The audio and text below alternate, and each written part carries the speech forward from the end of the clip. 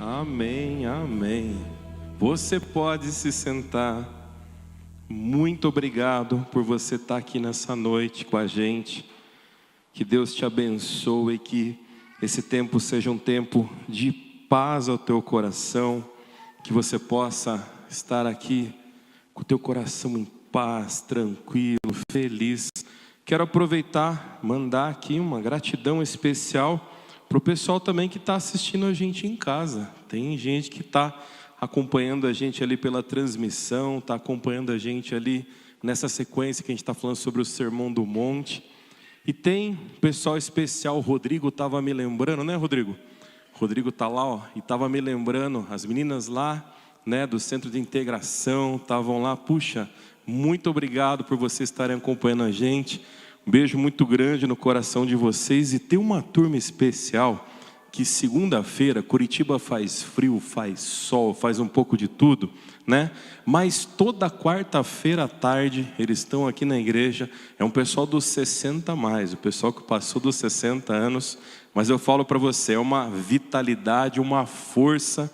E uma quarta por mês a gente vai lá tocar com eles. Estamos lá juntinho e é uma alegria. Então, se você está ouvindo essa palavra aqui, você tem 60 a mais, quarta-feira à tarde, se você mora aqui por Curitiba, você tem que estar aqui juntinho no culto aqui com a Mara, que vai ser especial para vocês, tá? Antes da gente começar orando, o que aconteceu com o Ministério de Dança hoje? Estão desanimados vocês?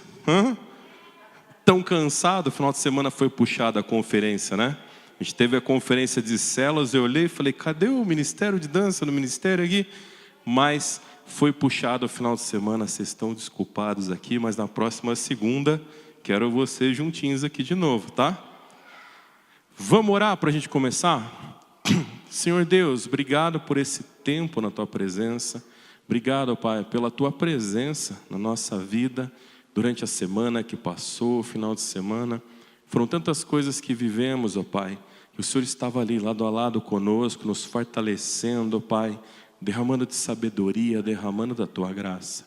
Então eu te peço especial, se alguém veio para cá hoje, está com o coração apertado, Senhor, se alguém veio para cá, está preocupado com alguma coisa, Senhor, oh Deus, traz paz ao coração dessa pessoa, enche ela com a Tua presença, derrama de alegria, restaura a felicidade sobre o coração desse meu irmão.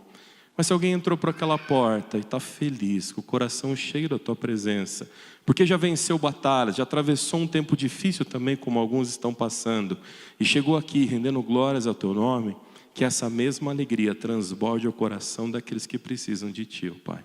Que assim o Senhor cumpra a Tua vontade hoje aqui, ó Pai, e obrigado pelo privilégio, a oportunidade que o Senhor me dá de compartilhar aquilo que o Teu Espírito Santo tem me falado. É isso que oramos e te agradecemos no nome de Jesus. Amém, amém e amém. Olha só uma coisa preciosa. A gente está aqui dentro da capela. Imagina se toda a luz se apagasse. E fica tranquilo, não vou fazer igual alguns cursos para falar, apaga toda a luz, o pessoal vê como é. Não. Só imagina o que seria essa capela sem a luz agora. A gente não estaríamos nos vendo aqui. Se a gente saísse do âmbito da capela e as coisas à nossa volta também não tivesse luz, como seria? Como seria voltar para casa com as luzes apagadas? Como seria voltar para casa sem a luz na tua casa? Como seria tocar o restante da semana sem ter luz naquilo que você fosse fazer quando tivesse escuro? Você já parou para pensar nisso? Às vezes a gente não fica pensando nisso porque a gente tem a facilidade de apertar um interruptor e acender, de chegar nos lugares e estar aceso, de você sair na rua e a luz já está acesa. Aí parece que a luz não é mais importante. Mas olha só, em Gênesis vai falar que a terra era sem forma e vazia, e o Espírito de Deus pairava sobre a face das águas. A primeira coisa é que Deus começa a colocar ordem sobre as coisas, organizar toda a terra, o universo. Ele disse que haja luz e houve luz. Nesse princípio, a luz foi o primeiro passo. E quando a gente olha para essa sequência que a gente está vendo aqui de Mateus 5, sobre o Sermão do Monte, falamos sobre aqueles que são mais que felizes. Falamos na semana passada sobre o sal da terra, ou seja, Aonde você está, você gera sabor, você tem valores. Hoje eu queria que você olhasse comigo para esse outro texto, que está no mesmo Mateus 5, mas agora do 14 ao 16. Eu vou ler aqui, você acompanha comigo, acompanha na sua Bíblia. O texto que eu vou ler pode falar algumas palavrinhas diferentes, mas conta exatamente a mesma história, tá? Acompanha comigo. Vocês são a luz do mundo. Não se pode esconder uma cidade construída sobre um monte. E também ninguém acende uma candeia e coloca debaixo de uma vasilha. Ao contrário, coloca no lugar apropriado e assim ilumina todos os que estão em casa. Assim também brilha a luz de vocês diante dos homens, para que vejam as suas boas obras e glorifiquem ao Pai de vocês que está nos céus. Olha que interessante, no início do Sermão do Monte, a gente vê ele falando sobre sermos mais que felizes. Ali, como eu falei para vocês, tinha acabado de acontecer o batismo de Jesus. Uma voz dos céus fala: esse é meu filho amado, aqui me comprazo, aqui me alegro. Ele segue um pouco mais adiante, contornando ali o mar da Galileia. E quando ele chega na parte mais ao sul dele, muitas pessoas estão ali para ouvir ele falar. É o primeiro sermão que ele vai dizer. As pessoas esperavam algo sobre vamos tomar o poder, vamos fazer a diferença, vamos derrubar o governo que está ali. E ele começa falando: bem-aventurados os pobres de espírito. E eu expliquei para vocês o que era pobre de espírito. É aqueles que entendem que nós dependemos de Deus, que por si só espiritualmente a gente não consegue resolver as nossas coisas. Dependemos da graça e do mover de Deus. A gente também continuou olhando todo esse sermão e na outra semana a gente viu: vós sois o sal da terra. Se o sal se torna insípido, mais nada ele serve, a não ser jogado fora. Ou seja, se o sal perde o seu valor. Qual era esse princípio? O sal ele não perdia a capacidade de salgar, mas ele perdia as propriedades dele porque ele ia se misturando com outras coisas. A areia que estava ali ia se misturando com ele. O insípido não é só sobre ele não salgar, o insípido é sobre se tornar impuro. E às vezes a gente vai deixando a nossa vida se perder nesse sentido, e aí se torna, para quê? Qual o propósito, o objetivo?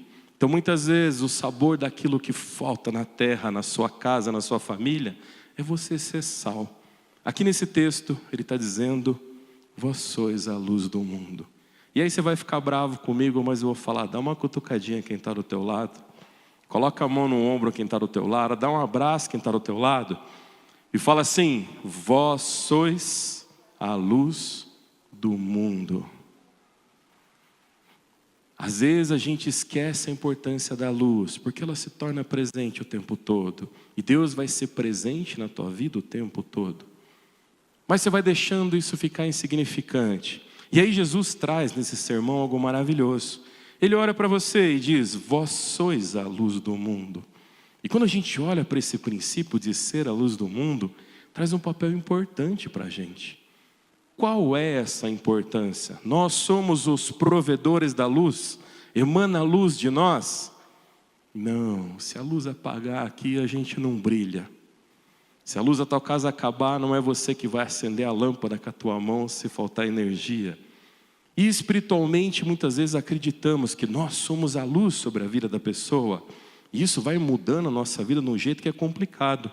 Porque daqui a pouco a gente está achando que a gente é também a luz.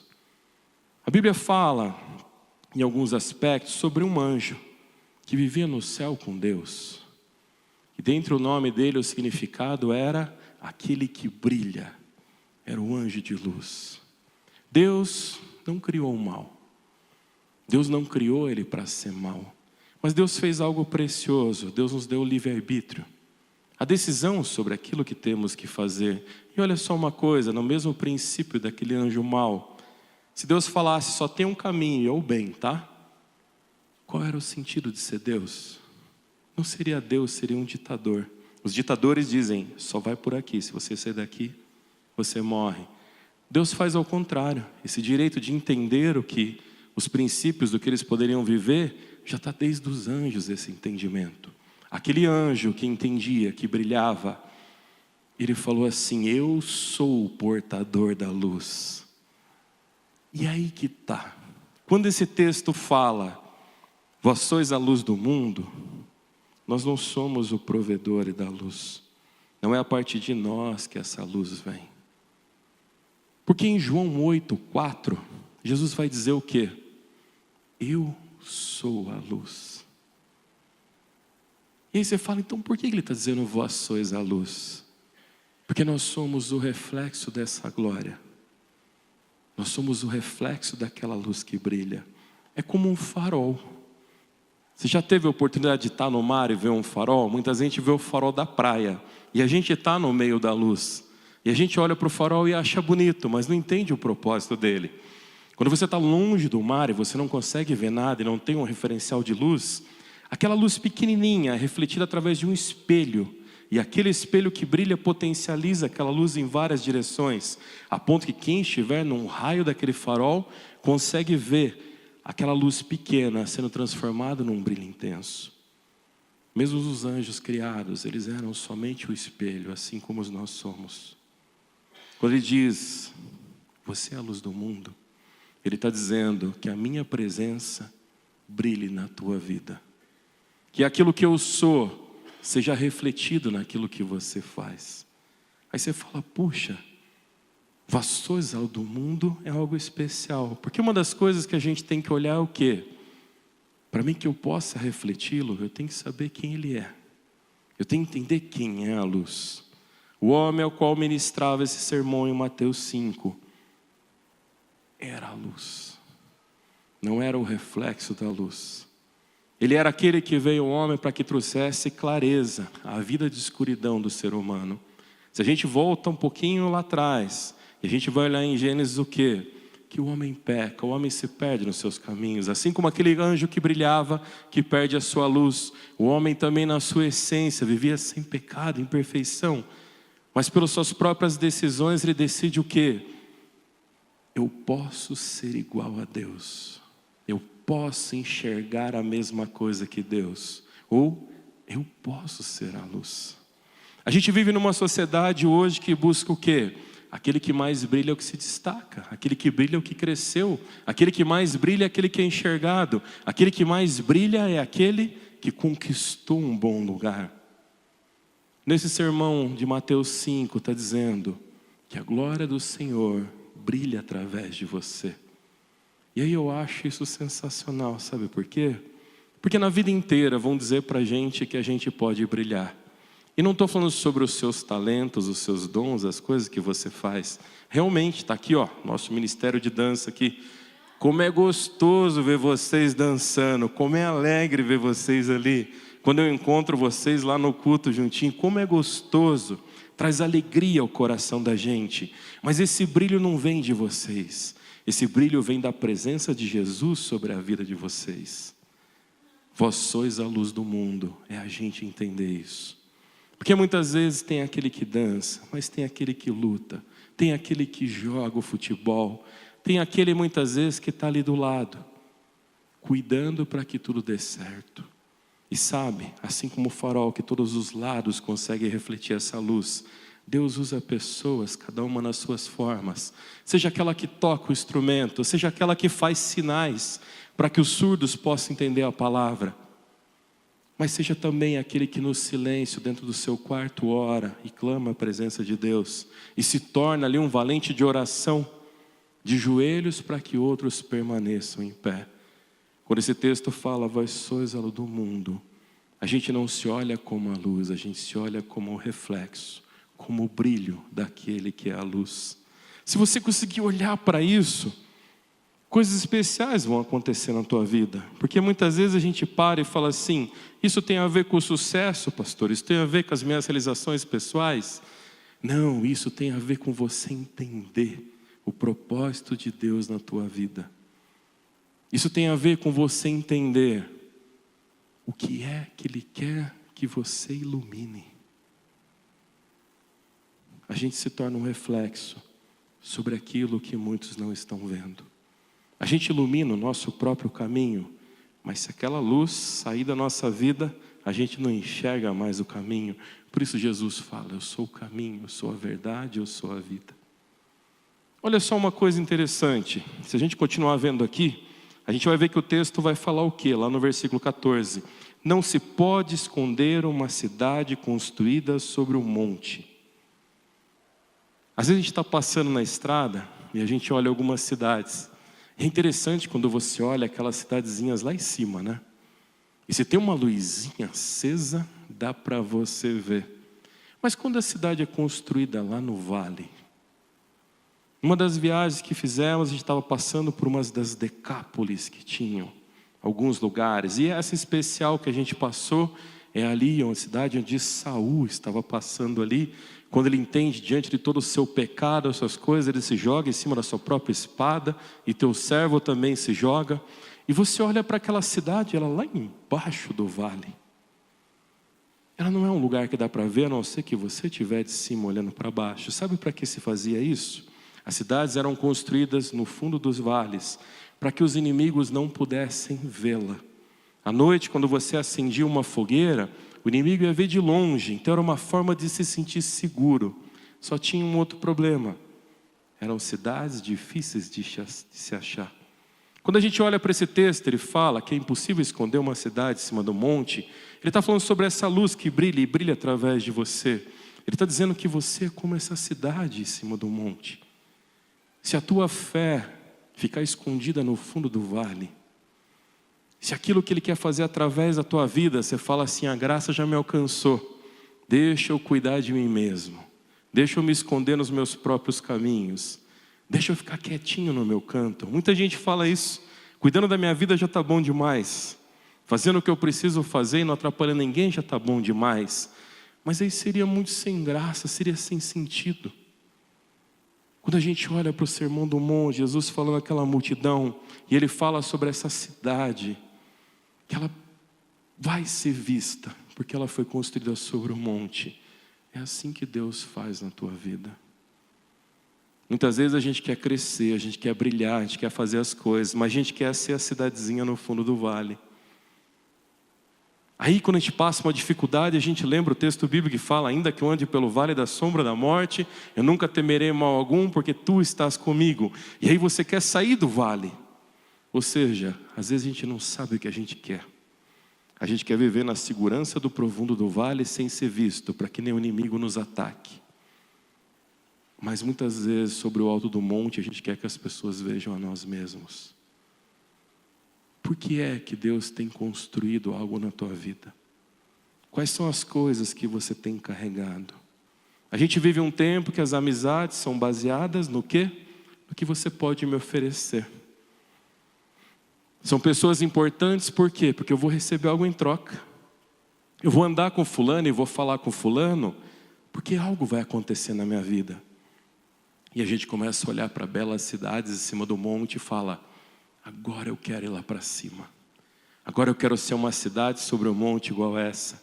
E sabe, a gente tem que basear a nossa vida naquilo que Deus põe na nossa mão. Olha para as pessoas e veja o que elas carregam diante de Deus. Às vezes não vai ser algo precioso para a tua vida no sentido dos bens, mas vai ser algo precioso na tua vida sobre aquilo que vai transformar. Melhor do que a gente ver a gente fazendo algo é ver Deus agindo. E ver Deus agindo através de alguém é maravilhoso. Seja como uma cidade em cima do monte. Na nossa vida não dá para viver os prazeres do pecado, mas eu quero viver a graça ao mesmo tempo. Eu quero viver a presença de Deus. Eu quero que meu coração não se inquiete, fique ali. Eu quero ser aquele que sento para me dormir e logo adormeço. Eu quero que a paz do Senhor faça presença sobre a minha vida, para que eu viva a presença dEle. Mas eu quero viver na bagunça também, porque é legal as coisas. A vida louca também é bom de vez em quando. Não é. Eu não estou falando isso só sobre o que é bom, o que é mal. É que uma cidade construída sobre um monte, ela vai ser vista. E sabe, buscar essa vida com Deus e na presença de Deus, vai fazer com que as pessoas olhem para você. E aí vem um perigo grande, porque eles vão olhar E eles precisam ver o reflexo da glória de Deus. Eles precisam ver o brilho da presença de Deus na tua vida. E não você. Porque mesmo uma cidade sobre um monte, se ela estiver apagada durante a noite, não vai ser visto. Quer ver uma coisa? Esse texto vai começar a falar algo para a gente nesse sentido. Ele vai continuar dizendo algo muito precioso. Ele vai dizer: ninguém acende uma candeia e coloca debaixo de uma vasilha. Está em Mateus 5,15, continuando ali. Sabe o que é uma candeia? Uma candeia é como se fosse uma lamparina pequenininha, tá? Onde se colocava o óleo e onde acendia. Com o tempo, elas foram tomando outras proporções maiores para ser assim. Mas olha uma coisa interessante. Uma vez, uma das caminhadas que fizemos, lugares que estávamos na casa de Pedro. E eu fiquei curioso, porque de um lado da rua é uma sinagoga, do outro lado era a casa de Pedro. Quando a gente vê no texto bíblico dizendo que Jesus saiu da sinagoga e foi curar a sogra de Pedro, olha que interessante, é do outro lado da rua. É pertinho, pertinho mesmo. É do lado, eu tenho até o videozinho, eu mostro para vocês. Mas como é que eles dizem que ali provavelmente era a casa de Pedro? Porque era uma casa de um pescador pequena. Hoje tem uma igreja em cima com o chão todo de vidro. Você consegue olhar de cima para baixo e ver aquela construção embaixo, a ruína. E sabe o que tem ali dentro? Pequenas candeias. E em volta, as paredes foram aumentando. E sabe o que eles encontraram ali naquelas escavações? Pequenas candeias. E a construção aumenta mais um pouco, porque começou a vir mais gente. E sabe o que tem ali? Pequenas candeias. Os cristãos que se convertiam eram perseguidos, então eles iam à noite até a casa de Pedro e levavam uma candeia, uma lamparina, para poder ir no caminho. Quando elas chegavam lá, sabe o que acontecia? Aquela lamparina sua, ela acaba o óleo. Você tinha que pegar outra, então você tinha que deixar a sua e levar a outro lugar. Aquela casa de Pedro se tornou uma casa de luz, um lugar de candeias, um lugar onde as pessoas chegavam com a sua luz quase se apagando às vezes, e iam embora com a sua luz acesa no caminho. Imagina se você pegar uma luz dessa e tampar. E sabe sobre o que isso está falando? É porque Deus chama a gente para várias coisas, vários propósitos. Deus chama pessoas que oram, chama pessoas que tocam, chama pessoas que ensinam através do teu fôlego de vida. Isso são os nossos talentos. Quando a gente usa o nosso talento, é uma forma preciosa. E talento a gente vai fazendo o quê? A gente se esforça e aperfeiçoa. Mas existe outra coisa, chamada dom. E os dons, Deus não deixa. Não existe o dom de não permanecer dons. Não ter dons. Não está na Bíblia. Tá? Existe o dom disso, o dom daquilo. Mas existe o dom de não ter dom nenhum. Não tem, não está lá. Todo mundo tem um porquê, tem um dom maravilhoso. Tem pessoas que sabem falar. Tem pessoas que sabem cantar. Acho lindo, a minha esposa canta. Eu acho maravilhoso. E sabe o que Deus fez? Eu aprendi a tocar bateria. Ou seja, Deus falou, você vai ficar quieto ali, né? Fica lá, não bota a sua voz para cantar. Estou brincando, né? É assim que Deus faz. Mas não é algo que Deus que me deu. E eu vou falar, Deus então não gosta de mim. Da mesma forma que não existe o dom de não possuir dons nenhuns, também não existe o dom de possuir todos os dons. A gente não vai encontrar isso. O ser humano tão esplêndido, que todos os dons se manifestam através da vida dele. Toda vez que você pega isso que Deus te deu, aquilo que é precioso, e você coloca no fundo do vale, e você tampa com uma vasilha, perde o sentido dessa luz brilhar em você. Às vezes a gente quer que Deus se manifeste, que a glória dele seja sobre a nossa vida. Mas sabe, aí a gente tem vergonha. E às vezes você chega para alguém e vai falar sobre Deus, e a pessoa te dá uma palavra forte de volta. Como por exemplo, Deus não existe. Já aconteceu com você? Uma vez, eu estudava aqui no seminário, e eu sou de São Paulo, minha família é de lá. Eu ia pegar o ônibus para ir para São Paulo. Eu estava sentado na rodoviária. E passou um rapaz por mim, naquela época a rodoviária era aberta, as pessoas vinham até perto onde você embarcar, hoje é toda fechada ali. E aquele rapaz chegou para mim e falou assim: cara, você tem uma moeda para mim tomar um café? E eu tinha aprendido uma coisa preciosa com o pastor. Eu peguei aquela moeda do meu bolso e eu falei para ele assim: eu tenho. E eu tinha bem pouco, mas eu peguei aquela moeda e dividi com ele. Mas eu disse assim: sabe, seja o que você for fazer com essa moeda, pode trazer um prazer momentâneo para a tua vida, mas a presença de Deus pode se tornar algo permanente. E aquele cara ficou bravo, e ele falou assim para mim: se Deus existisse eu não estava na rua. E não quis pegar a moeda, ficou bravo comigo. E saiu bicudo comigo. E foi embora andando. E eu parei e falei: puxa, usei a estratégia errada, né? Talvez usei a palavra errada, talvez despertei o sentimento errado no coração daquele homem. E ele foi até o fim da rodoviária e ele voltou. E quando ele passou, eu falei: não vai querer a moeda? Aí ele falou assim: eu não quero ouvir falar sobre Deus. Eu falei assim: mas talvez se você tivesse ouvido falar dele, se você aceitasse o falar dele, eu tenho certeza que tem uma casa que está te esperando. Eu sei que tem uma porta, eu sei que tem um lugar. Mas muitas vezes o teu orgulho, a tua falta de perdoar e a tua falta de pedir perdão é o que está fazendo você mendigar o teu pão de cada dia. Aquele cara sentou e começou a contar uma história para mim, de uma briga que ele teve com o pai dele, de um desentendimento que ele teve com a família, sobre os caminhos que ele tinha escolhido para a vida dele, de viver coisas que não faziam bem àquela casa. E ele falou: se eu sair daqui e voltar na casa do meu pai e fazer o que você falou, eu tenho certeza que meu pai vai me receber. Eu falei: na mesma forma que se você disse aqui para mim que se Deus existisse, você não estaria aqui, você pode voltar para a presença do Pai. Porque não é a palavra que você disse que Deus não existe que te afasta dele. O problema é você deixar isso no teu coração. Eu tive a oportunidade de orar com aquele homem e ele foi embora feliz. E eu fui embora feliz também, porque foi uma vida restaurada. E talvez você vá olhar e falar assim: parabéns, pastor. Daqui a pouquinho a gente vai ver que esse texto diz que não é assim.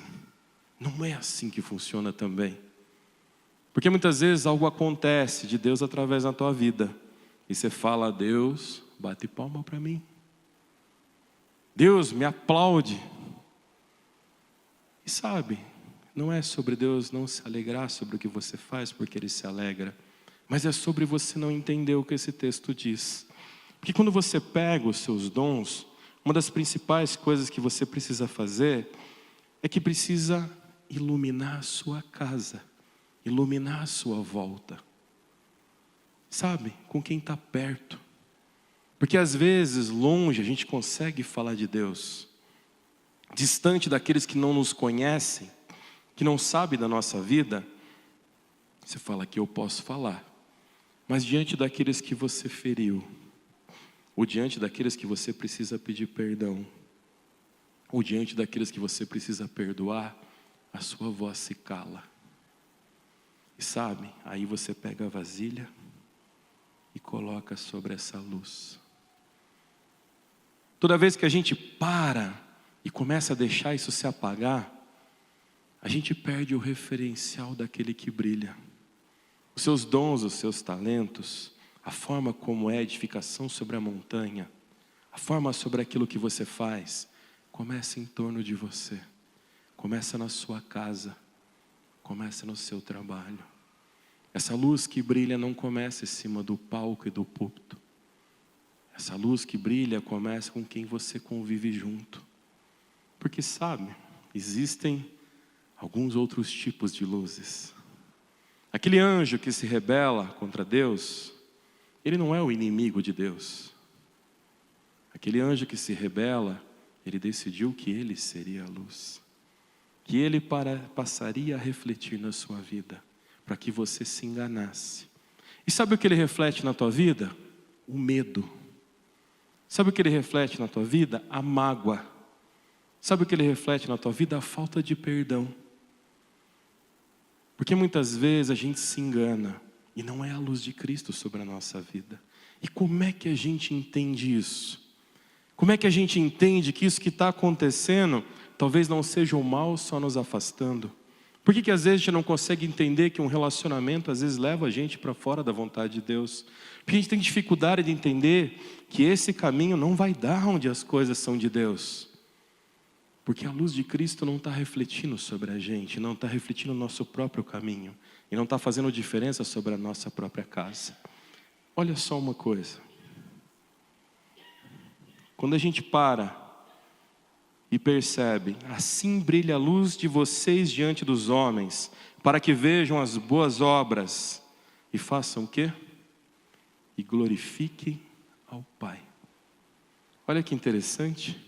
Que aquilo que você faz, que aquilo que você entrega através dos teus dons, que aquilo que você vive, que aquilo que você faz de bom, não seja um aplauso para você.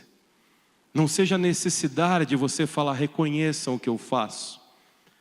Porque sempre que essa luz errada brilha sobre a tua vida, você vai querer que você seja reconhecido.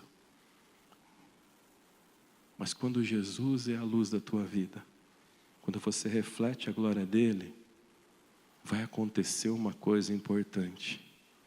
Cutuca quem está do teu lado aí. É a última vez que eu peço isso, prometo para vocês. Quando algo bom acontece, existe uma palavra que eu acho mais bonita do que obrigado. Minha mãe me ensinou que sempre que alguém te dá algo, você tem que dizer obrigado. Isso é um princípio de educação. Mas existe uma coisa que esse texto ensina para a gente. Quando alguém te der algo, quando alguém te entregar algo, quando a bênção chegar sobre a tua vida, você diga, glória a Deus. Que a luz que brilha em você reflita a glória de Deus. Que aquilo que você faça de bom não seja para a honra de você mesmo, mas seja para a honra e a glória de Deus. Eu acho fascinante esse texto de Mateus 5, porque ali ele está falando também aos homens que eram seus discípulos. E aqui está sentado várias pessoas que ele escolheu para que outras pessoas escolhessem a ele. Deus tem dons e talentos sobre a tua vida. Você é como uma lamparina acesa. Não apaga, não esconde. Você é como uma cidade edificada sobre um monte. Mas se não brilhar, ou se estiver no fundo do vale, não vai fazer diferença nenhuma.